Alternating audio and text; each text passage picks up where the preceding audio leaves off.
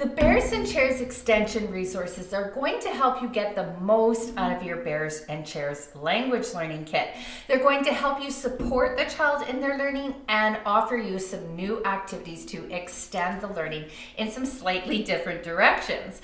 So like all of our resources, you can buy them as a download, prepare them yourself, or buy them fully prepared for you. They'll come in this folder. Everything will be color printed and laminated, just ready to get going.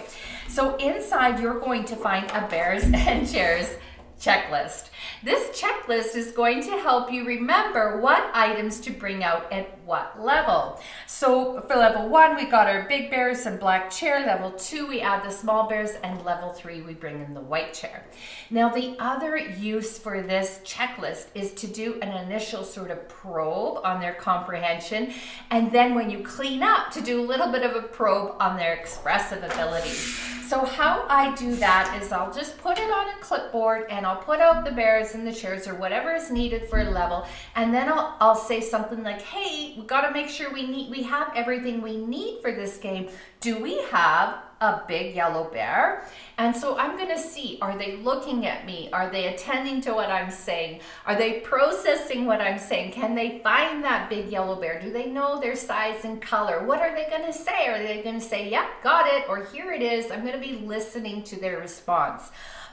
You can keep it as simple as, do we have a big yellow bear, or do we have an orange bear and a green bear, or an orange, red, and green bear? As you can imagine, that ups the ante in terms of the amount of information they have to listen to. Now, the other great thing about the checklist is when we're finished playing, I give it to them.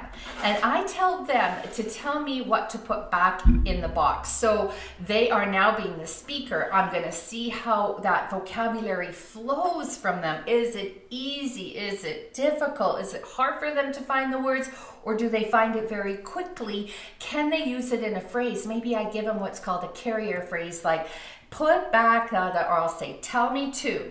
Put back the big red bear, or something like that. So, and lastly, of course, everything gets back in the box. And that in itself is an excellent reason to use the checklist. So what else do we have? We have 3 visual support pages or boards ready for you to go, 1 for each level.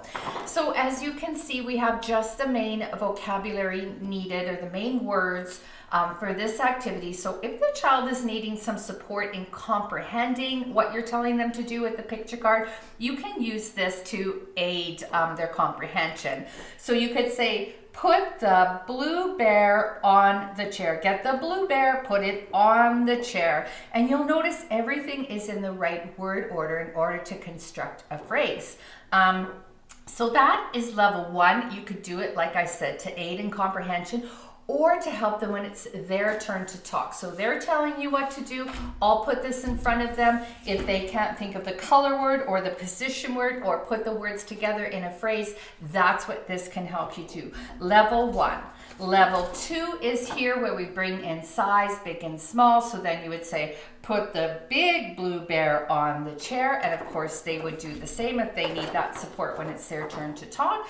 And level 3 is where we bring in the white chair. We bring in some new position words between and around, and introduce some quantity concepts as well. So that is here. And I just want to say, if you feel the child is going to need these visual support boards when they're the speaker, it's really important that you use them when you're the speaker, so that you can model how they can use it. And that will really improve their ability to use those boards. We also have a data sheet. So every single picture card has a number, is listed in here.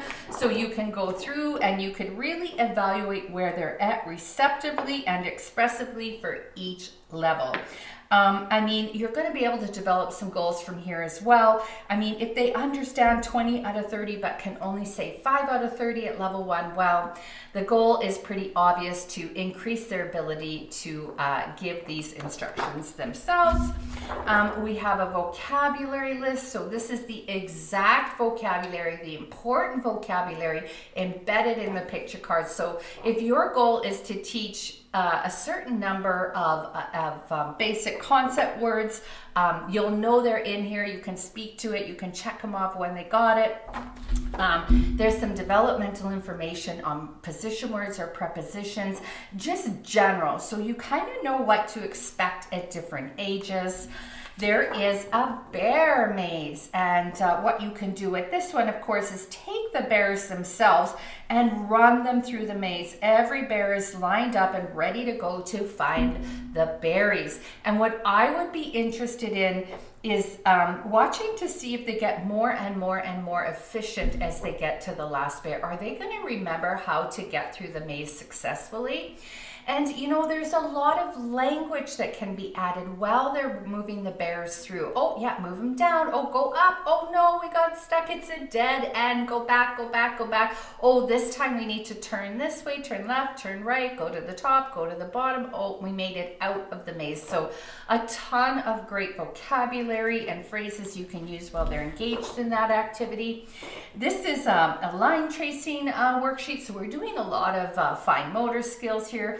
Maybe you're just taking the bear, the big bear, and moving it to the baby bear. Maybe you're using a writing tool. So there's different lines you can use. You can talk about the lines: straight, curvy, zigzag, twisty, lots of language there. And then of course, this one is where the babies find their mummy, so they got to do a visual match and they've got to do some diagonal lines, either with the bears, maybe starting with the bears and then using a writing tool. This is a step-by-step bear drawing. I love this one because you can focus on the very basic body parts. They get introduced in a very logical order. There's also some tier 2 vocabulary here, some higher level vocabulary like belly, snout, and claws that you can introduce.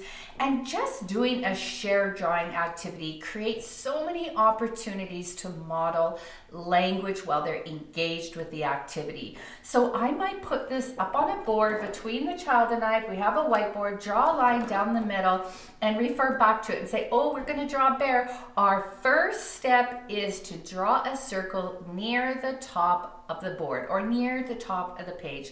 So first, near, top, circle. It's chock full of important vocabulary that they can make sense of because they're actually engaged in practicing what that language means. So I love it.